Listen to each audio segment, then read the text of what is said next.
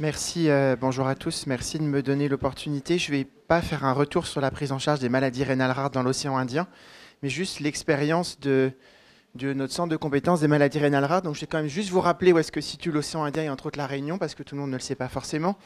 Et vous rappeler également que dans l'océan Indien, la région Réunion-Mayotte, elle comporte donc deux îles, l'île de la Réunion et l'île de Mayotte.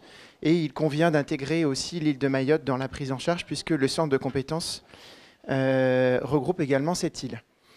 Je vous ai mis, je ne sais pas si on le voit très bien, mais globalement, l'origine des enfants qu'on prend en charge et l'origine de la population des îles de l'océan Indien. Et vous voyez tout de suite que la grande île voisine a très peu d'enfants qui nous sont envoyés. Et pourquoi? Parce que pour y venir, il faut avoir un visa, etc. Alors que pour les autres, pour y venir, il suffit de prendre une barque et on arrive facilement dans un premier temps à Mayotte et dans un deuxième temps à La Réunion. Si l'accès à La Réunion par Madagascar était plus facile, il est évident que nous serions beaucoup plus submergés, entre guillemets. Là, ce que je vais vous livrer, c'est des petits, quand même pour vous rappeler un petit peu le contexte, c'est que c'est une impression d'une incidence plus élevée des maladies rénales rares, mais maintenant, il n'y a pas de statistiques, il n'y a pas d'épidémiologie, donc on ne peut pas faire d'une impression des statistiques. Donc pour ça, il faudrait qu'il y ait des choses qui puissent se mettre en place, mais pour ça, il faut des moyens. Je rappelle juste que La Réunion est une des régions les plus pauvres de France, puisqu'une difficulté d'accès aux soins, une pauvreté psychosociale. Vous voyez que 41% de la population vit en dessous du seuil de pauvreté, qu'on a, en fonction des années, entre 20 et 23% d'illettrés ou d'analphabètes. 50% des patients ont la CMU, et ça, ce sont des données INSEE 2013. Donc ça permet déjà d'avoir un petit peu une idée du contexte, et que je ne peux pas vous dire exactement combien, mais on a des patients qui arrivent souvent tard, avec des pathologies déjà très largement avancées, et donc finalement une lourdeur de la prise en charge qui se surajoute aux raisons de difficultés d'accès aux soins. Juste pour vous donner un petit peu les données de notre centre de néphrologie pédiatrique de Saint-Denis. Donc on a une cohorte totale de 845 enfants. Dans ce centre, on a également les chiffres de Mayotte, puisque tous les enfants de Mayotte qui ont des maladies rénales rares passent par notre service. Donc voilà, je vous mets un petit peu en gros ce qu'il en est, avec des effectifs aussi bien médicaux que paramédicaux qui ne reflètent bien évidemment pas ce qu'il nous faudrait pour prendre en charge correctement tous ces enfants. Les missions du centre de compétences sont les mêmes que les missions d'un centre de compétences habituel, donc je ne vais pas les détailler. Je vais juste faire un petit point sur les difficultés, sur les propositions qui pourraient aider l'outre-mer dans la prise en charge. Donc c'est à la fois des difficultés, mais à la fois une richesse d'être loin de la métropole. L'avantage d'être loin, c'est qu'on peut prendre en charge beaucoup de choses qu'on ne prendrait pas forcément en charge si on était près. Mais en même temps, le fait d'être loin, ça engendre un certain nombre de difficultés. On a un bassin de population qui est très vaste, comme je vous l'ai montré, la région Réunion-Mayotte. Une très très grande hétérogénéité des situations sociales et sanitaires. Je vous l'ai dit tout à l'heure, la pauvreté et la difficulté d'accès aux soins avec une prise en charge tardive sont des difficultés importantes. On a accès au diagnostic de certaines maladies, mais ça reste difficile de transporter certains produits vers la métropole, entre autres les biopsies musculaires, entre autres certains éléments de biologie moléculaire qui rendent impossible de porter certains diagnostics, puisqu'on imagine très mal de simplement justifier une évacuation sanitaire de la Sécu pour une simple biopsie musculaire, par exemple, qu'on s'est vu retoquer un certain nombre de fois.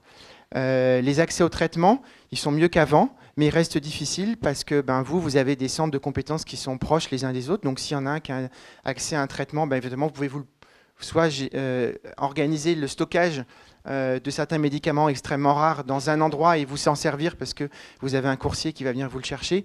Nous, ça c'est un petit peu compliqué quand il nous manque des médicaments. Si on ne les a pas, on ne peut pas les avoir. Et c'est des grandes difficultés avec la pharmacie pour justifier de stocker des médicaments à péremption rapide qui nécessitent des conditions de stockage particuliers pour une utilisation qui reste relativement exceptionnelle. Un autre problème aussi, et ça je me tourne vers les associations, c'est qu'il n'y a aucun représentant local des associations métropolitaines de malades, des fédérations de malades, AIRG, Rénalou, etc. Il n'y a aucun représentant, en tout cas, je parle pour la Réunion et pour la zone océan Indien, je ne parle bien évidemment pas pour les autres dom-tom. Il est compliqué pour nous de participer à certains protocoles, parce que quand il s'agit d'envoyer des prélèvements biologiques, souvent... on a des coûts de transport qui sont impossibles, ou alors par exemple quand il y a des techs qui sont alloués pour des protocoles nationaux, dans le national, on oublie que le national, il y a aussi l'outre-mer. Évidemment, les techs, elles ne veulent pas se déplacer en outre-mer parce que les prix des billets de transport ne sont pas pris en charge. Et puis après, bien évidemment, on a un manque criant de personnel paramédical pour remplir toutes nos missions. Et entre autres, la mise à jour de la BNDMR, elle est comme partout sur le bon vouloir des équipes médicales. Donc, les quelques propositions qu'on a, donc bien évidemment des moyens humains, mais on a très bien compris qu'il n'y en aurait pas, donc ça, il va falloir qu'on se débrouille sans. La télémédecine, ça pourrait être quelque chose qui pourrait nous aider à condition qu'on puisse avoir la possibilité de bénéficier de matériel adapté, ce qui n'est pas forcément le cas. Alors c'est vrai que vous avez souvent des salles de staff qui sont bien plus performantes que les nôtres.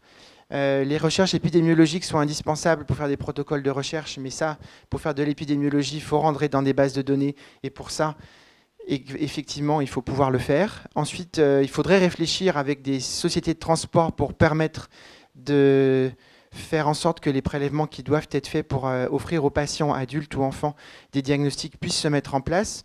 On n'est qu'à 11 heures de vol de la métropole. Je ne peux pas imaginer qu'il n'y ait pas des solutions qui puissent être trouvées.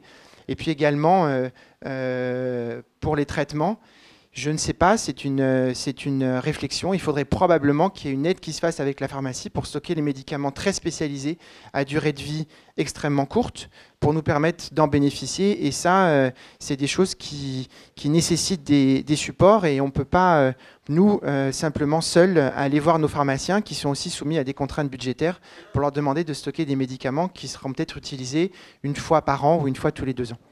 Donc juste en conclusion, c'est pour vous dire qu'il y a un gros travail qui est fait, qu'on essaye d'avancer avec le peu de moyens qu'on a et que on a toujours besoin de vous, de la filière bien évidemment, pour sortir de notre isolement et qu'en tout cas, il y a beaucoup de choses à faire dans une région où l'incidence des maladies génétiques semble, je dis bien semble, largement supérieure à ce qu'on peut voir dans la majorité des régions françaises, mais ça, c'est un problème plus politique, c'est qu'on a une région très pauvre, donc forcément avec des soucis psychosociaux qui sont plus importants que dans des régions qui ont plus de richesses. Merci.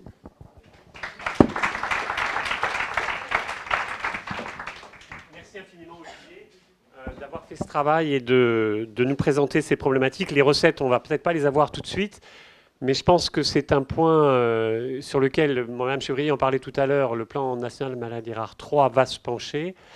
Et moi, j'avais une première question qui n'est pas facile, mais en termes de... J'imagine que les autres filières ou les autres centres s'occupant d'autres maladies rares ont la même chose. Est-ce que, comme problématique, est-ce qu'il y a des moyens qui peuvent être mis en commun, en particulier sur les problématiques de télémédecine ou de choses comme ça? Est-ce qu'il y a des choses possibles pour partager entre filières ces difficultés et essayer de les résoudre? Est-ce que tu as pu voir ça?